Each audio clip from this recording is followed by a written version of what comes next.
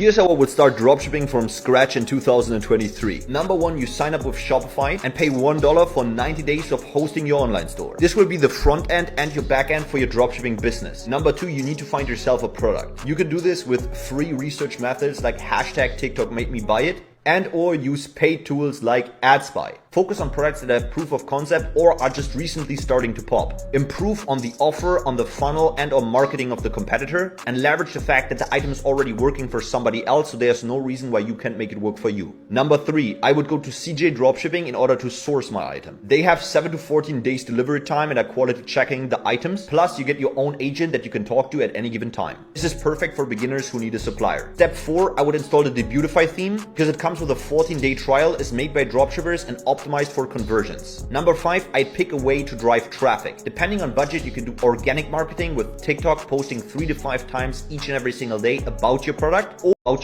or you go down the paid ads route where you put $1 in and get X dollar out with every single dollar that you spend. My favorite paid advertising platforms are TikTok ads, Google ads, and Pinterest ads. This is exactly how I would start from scratch if I needed to. If you want to do the same and want to make dropshipping work in 2023, then make sure to follow my profile because I'm sharing valuable insights each and every single day on